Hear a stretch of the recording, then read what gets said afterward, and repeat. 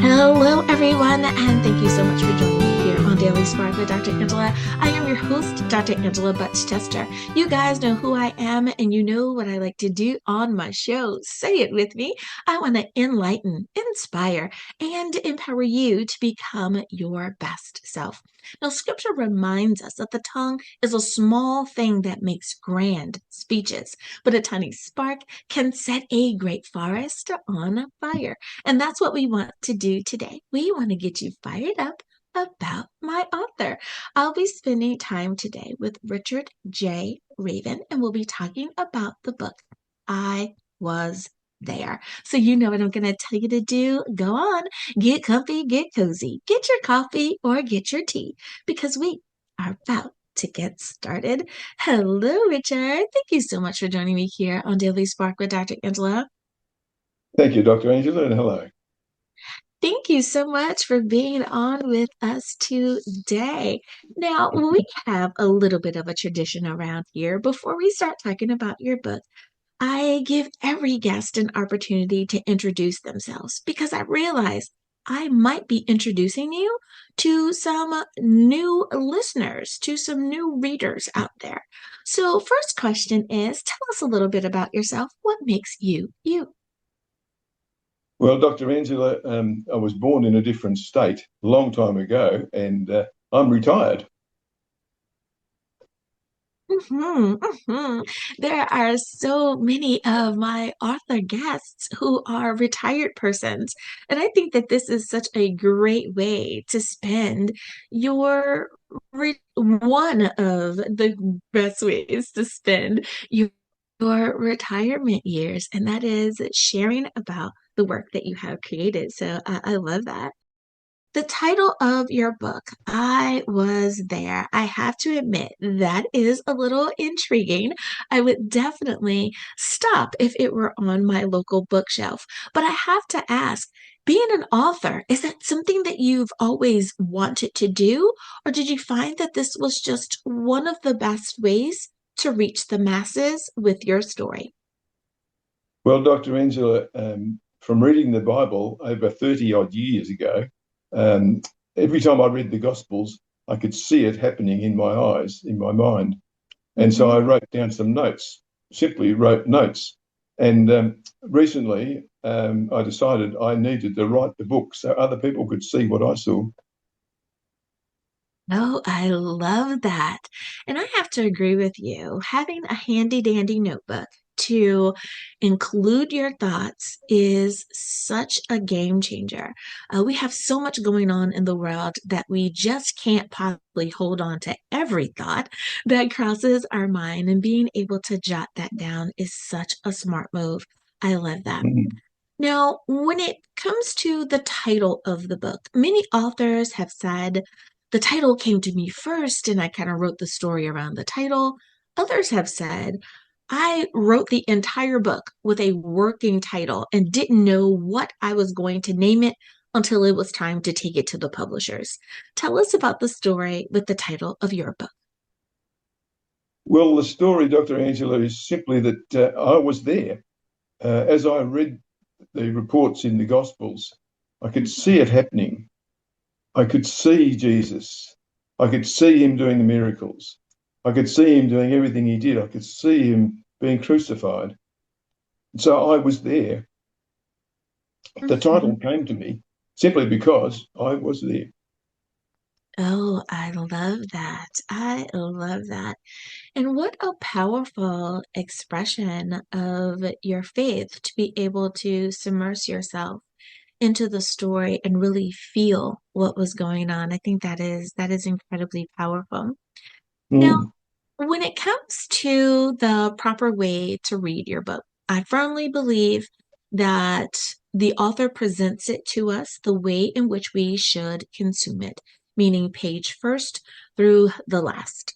However, I do know that folks like to roulette read. They like to kind of open up the book and start anywhere. So, would you say that your book is best read from the first page to the last, or is it reader's choice? They can start anywhere. I think I'd like you to start from page one. Yeah. And in the preface, I talk about going to the Bible to check everything I say. Don't take my word for it. Mhm. Particularly read the book of Mark.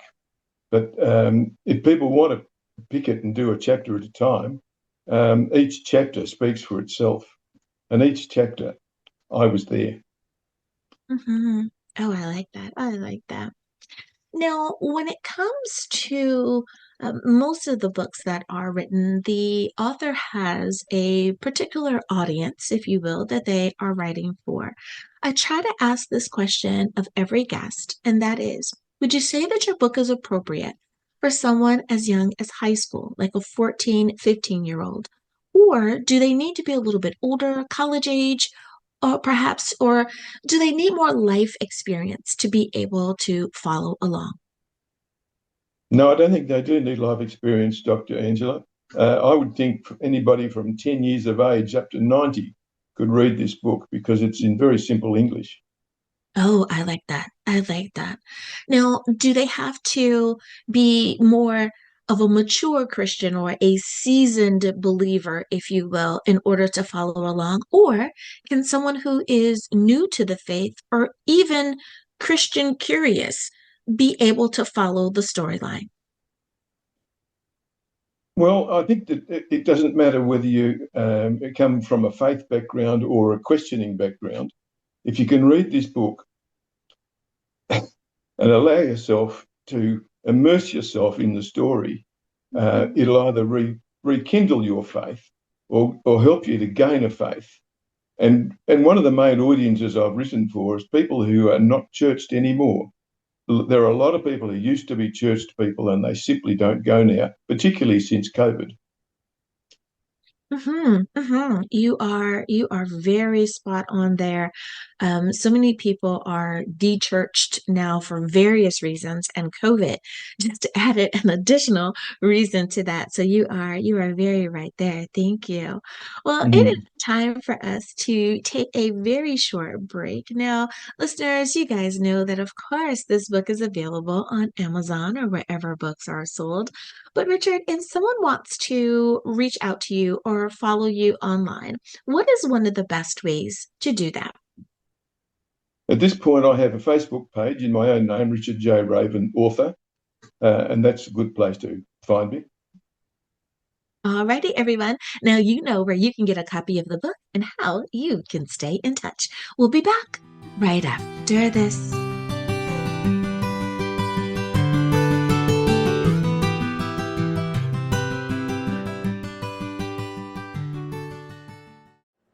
There's something I need to tell you. This relationship isn't working. It isn't good for me. I'm breaking up with you.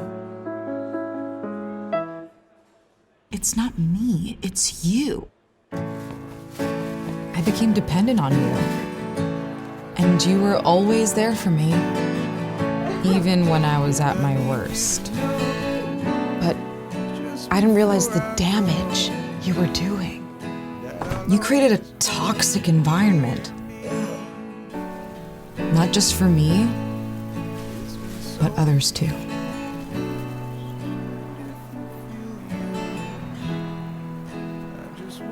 You were suffocating me.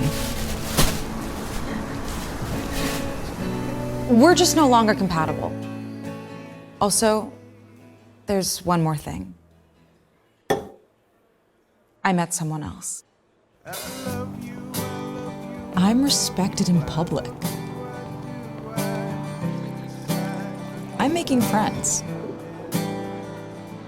I feel like I can breathe again. That's how I deserve to be treated. 我们之间结束了。 तुम फिर से कभी नहीं मुझे दुख दोगे। Ni siquiera te necesito. Parce que j'ai une autre option. And it's a healthy relationship.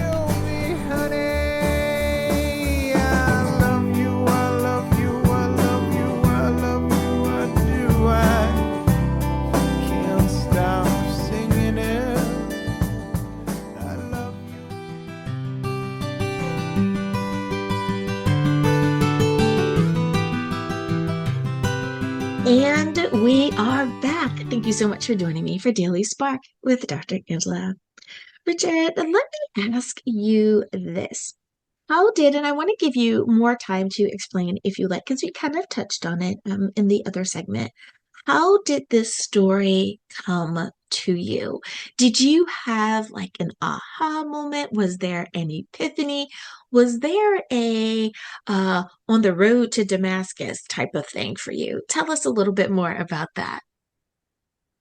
Well, Dr. Angela, reading the Bible, and I have an active imagination, um, and I can simply see all the events. I still can, and so I jotted it down with no intention of writing a book. And each miracle and everything, not everything Jesus said. I haven't tried to rewrite the Bible. This is just about Jesus' life. And in the last 12 months, I've had a pretty strong prompting from God to actually publish the book. I wasn't going to. Oh, wow. What made you decide that yes, now is the time. This is something that I really do need to do. Well, it was just a prompting. I'd written the book. I'd left one or two chapters unfinished because it wasn't supposed to be a book, and I just got this prompting that I needed to share it with people who don't have faith, or people who used to have faith, or people who used to be churched, and I just want people to realise that Jesus is real. He's a person. He's alive. Hmm. Hmm. You are so right. You're so right there. I think that for many, and my listeners here in the States will understand this terminology. I don't assume that they say the same thing there in Australia, but here, many times on what we call Easter Sunday, many people will say Happy Resurrection Day as opposed to saying Happy Easter because it Yeah. is that type of language. He is alive. We are Yeah. celebrating Resurrection Sunday. So I definitely understand where you're going with that. Now, I know that there may be someone out there because people are people, and they're going to say, well, Mr. Raven, Mr. Richard Raven, what gives you the final authority to say anything about this subject? So, someone that may say, why are you writing on this subject? What say you then? Well, Jesus himself said to go and make disciples. So I'm answering his call, really. I'm not inventing anything. I'm not creating a story. The author Yeah. of this book is really God, not me. I just am the person in the middle. Hmm. Hmm. And you are so right there. When we look at the Great Commission of go and make more disciples, I Mm, love that we are given the broad brush of God has given us a particular personality for a reason. And there is someone that loves your personality. There is someone who needs to hear the story the way that you would tell it, not the way that, mom, dad, sister, brother, uh, husband, wife has been telling it, but the way someone else, you, have been telling mm. it. So I love that you are giving that as an example of why this was appropriate and why you needed to get it out. So many people get stuck there. How do I go out and share my faith when there's a whole book inside of them? They just don't realize that if they write it down and share it with the world, they may very well be the difference that someone needs. I love that. And, Hmm. and this comes from my clear understanding that we each have gifts, and one of my gifts is words. Um, and I need to share that. Hmm. Hmm. Not everyone has that gift. So you are so right to be able to communicate in your chosen style, um, and especially with books. Nowadays, I think that there is a desire to roll back time just a touch in that having social media, it is convenient that we can get so much information in a nanosecond.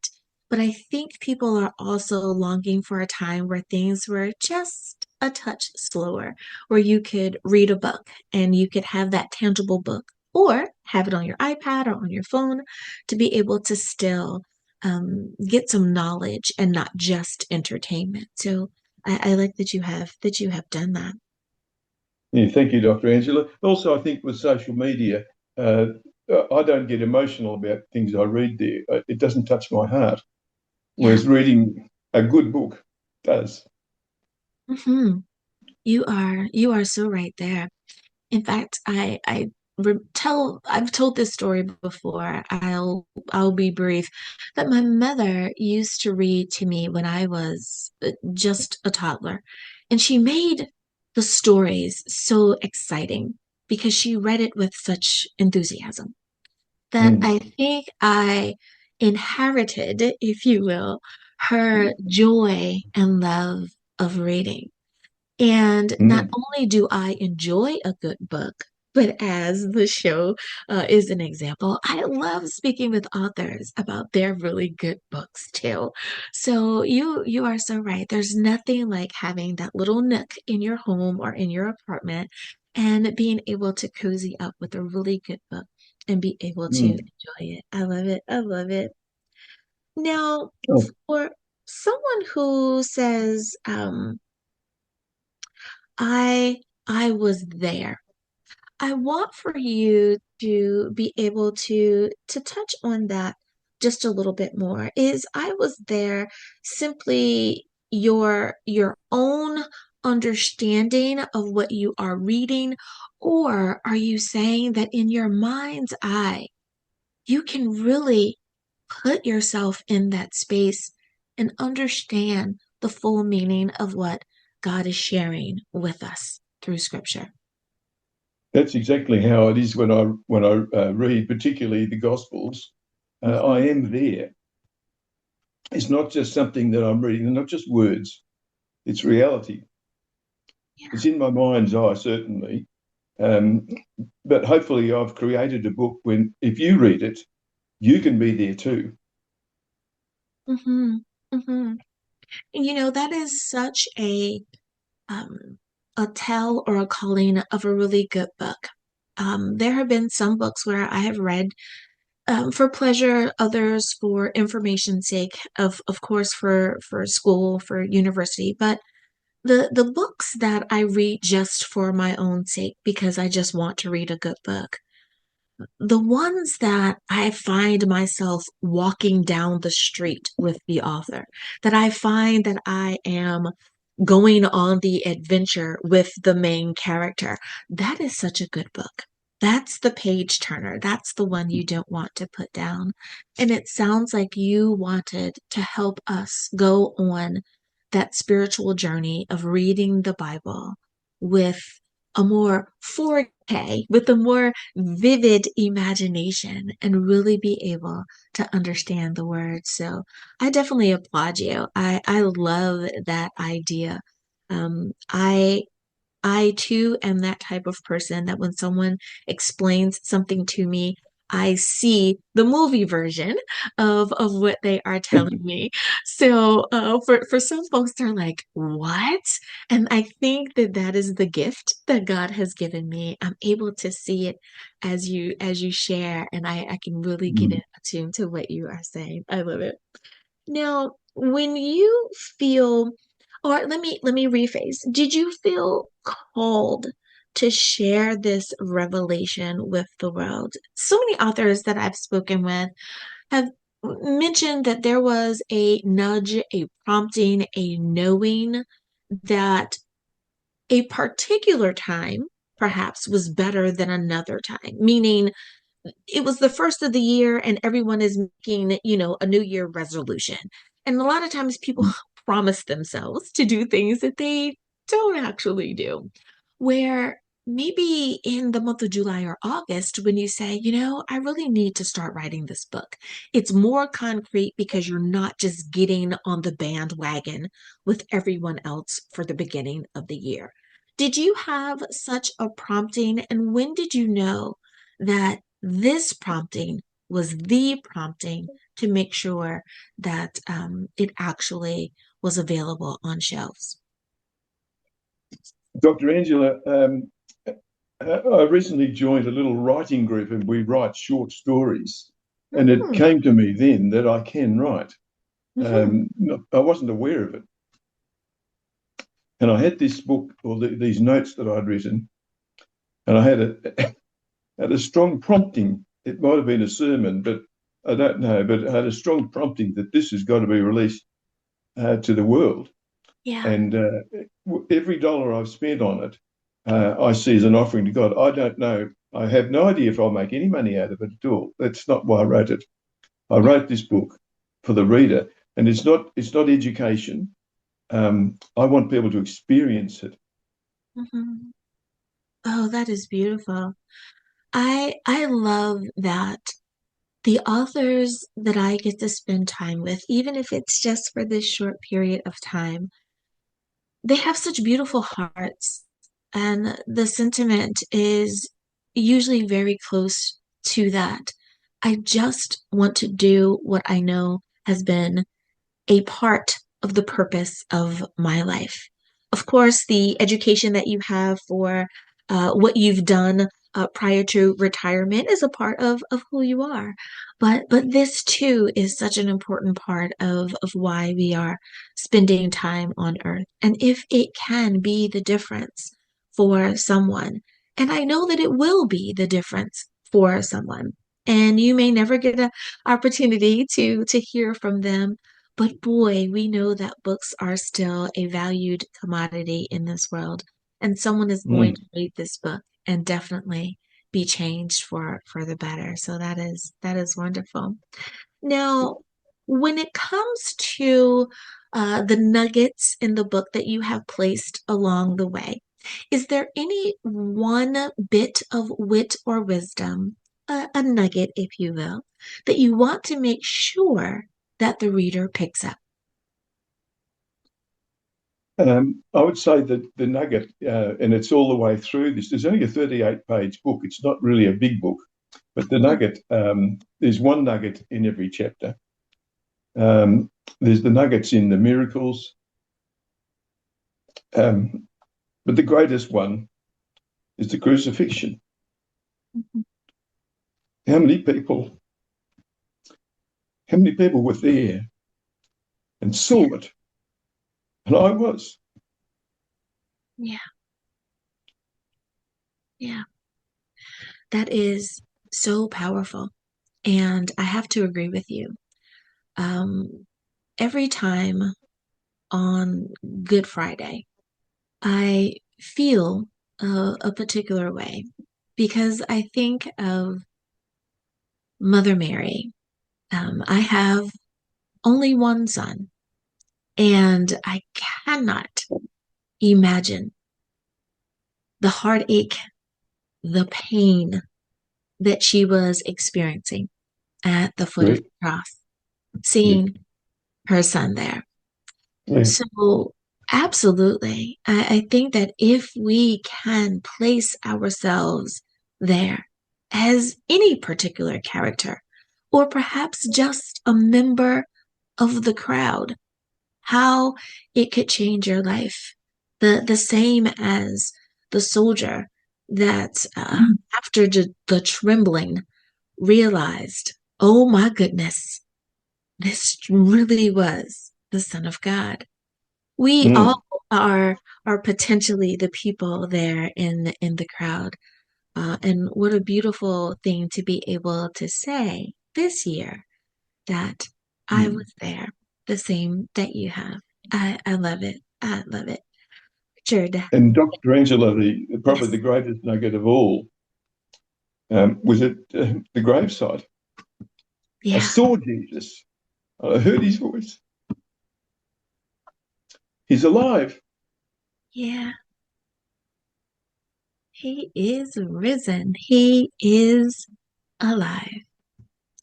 And thank God for that, because that changes the whole trajectory of our lives because It does. he did exactly what he said he would do. Yes, Yeah. sir. I love it. I love it. This book is such a great reminder of anyone on their faith walk of where are you along the story and where do you strive to be? That when we place ourselves along the path, that we can go on the journey, not only with you in the book, but also through scripture and find ourselves being our best possible self. I love that. Mm. Love that. Thank you, Dr. Well, Angela. I agree. yes, sir. Well, listeners, you guys know what I'm gonna say. Now, we didn't go too deep into the story because you know what my little disclaimer here. If you want to know how the story ends, you've got to buy the book. So I will tell you that this is going to be a wonderful read for you. And if you travel, much like many of us do, what a great book to have to read during your layover, especially if you are traveling from one side of the country to the other. You know how long that takes, and this is going to be something that can really occupy your time. It can be a leisure read, but yet it can also be a faith-filled read as well. Well, Richard Mm. J. Raven, we are out of time, but thank you so much for coming on and spending some time with me here today. Now, of course, we know that this book is available on Amazon and wherever books are sold, but if someone wants to reach out to you, what is one way that they could do that? Dr. Angela, my website will be finished next week, and that's Dr. Richard Raven, Richard J. Raven, author. Alrighty, thank you so much for that. And again, thank you for being a guest here on the show. And that J is important. I found out there's another Richard Raven that writes dark books that I don't like. So I'm writing now under the name of Richard J. Raven. Mhm. Alrighty, listeners, thank you for spending some time with us here today as well. You could have been anywhere. You chose to spend it with us, and I thank you for doing so. As always, may the Lord continue to shine his face upon you. May you receive his grace and his mercy in all that you do. Until next time, everyone, remember that you are blessed in the Lord. Have a great day, everyone. Bye-bye.